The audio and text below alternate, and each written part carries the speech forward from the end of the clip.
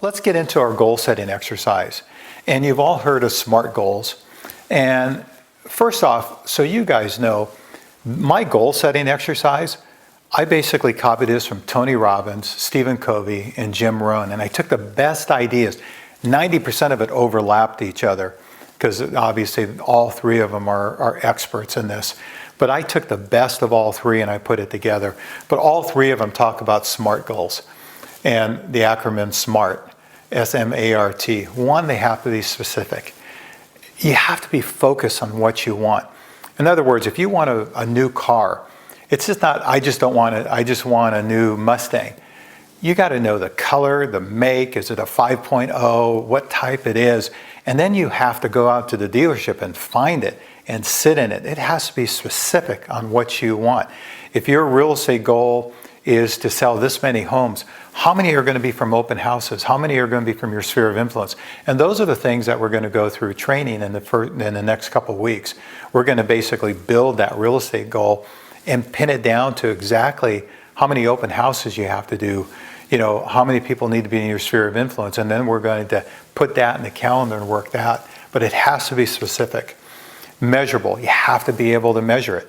You have to be able to say, okay, this is what I want for a year. This is how many homes I want to sell. Well, how many do you have to sell a month? How many have to do a week? And what do you have to do week by week? You got to look at it every month and adjust as necessary. So you have to be able to measure it. Actionable. It's got to be something that you can take action on and not depend on someone else that has to do something so you can accomplish one of your goals. Relevant. It's got to be relevant to what you really want out of life. If you're shooting for something that isn't really part of your life or something that you don't really care all that much about, then it's not going to work. It has to be relevant.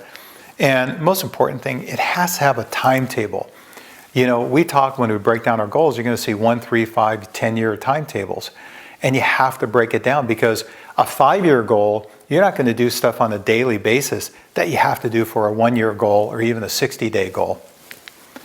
Categories of your goals. Number 1, relationship, family and friends. Number 2, spiritual, whatever that means to you. Physical health, business, financial, and your life goals, your travel events. Back when I was younger, unfortunately, these are in the order that I want them in the order right now. This is my order of the way I set up my goals, but it wasn't always like that. Early in my career, this relationship and family was down basically at the very bottom of the goal list. Well, now these are the orders that I want them in. Relationship, family and friends, spiritual, physical health, business, financial, and life goals. What are life goals?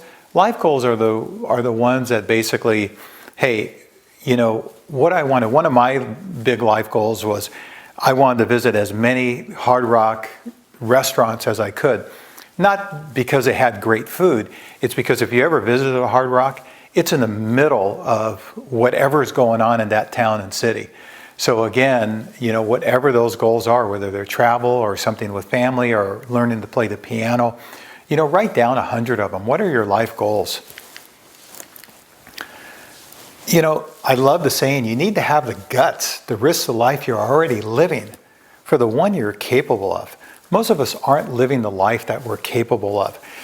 I love this little drawing where we talk about your passion and your abilities. And where they cross is your sweet spot. I could have a great passion to be a ballerina, but I would tell you my abilities aren't going to match up with my passion. This is where your abilities and your passion matches up. For me, it's training and mentoring real estate professionals. I have a passion, and because I've been doing this for 40 years at a pretty high level, I have the ability. So this is my sweet spot. You have to find your own sweet spot. And sometimes that means living a different life than you're living right now.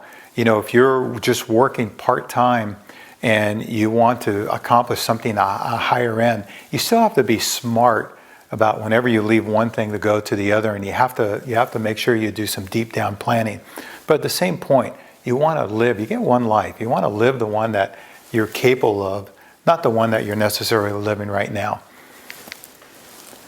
The number one regret of people dying, a hospice nurse, Bonnie Ware, wrote The Regrets of Dying People, and the number one regret was, I wish I had the courage to live a life true to myself, not the life that other people expected of me.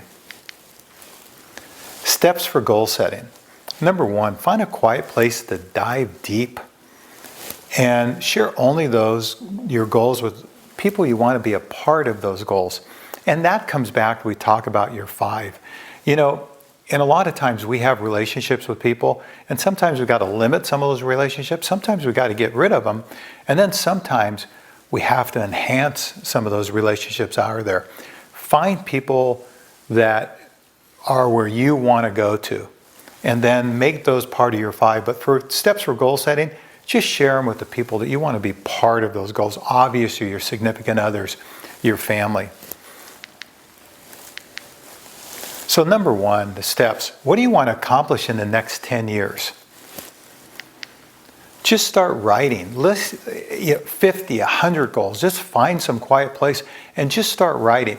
I will tell you, before I ever started writing goals, Robert Schuller, I think, said it, that says, what would you accomplish if you knew you couldn't fail? And I'll tell you, every time I sit down and do my goals, it gives me the chills inside to know, what would I accomplish if I knew I couldn't fail?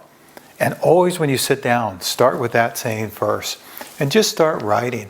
Give each goal a 1, 3, 5, or 10-year time frame.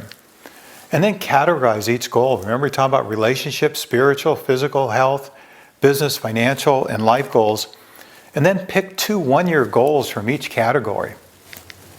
And then write out 3 whys for each one of those. So from each category, pick 2 one-year goals and then 3 whys for each one. Because I will tell you, we talked about what's your why. When the why gets stronger, the how gets easier. Think and Grow Rich by Napoleon Hill. The whole emphasis of that book was determining your major definite purpose. And that's what you want to do. And really what that is, that's your why.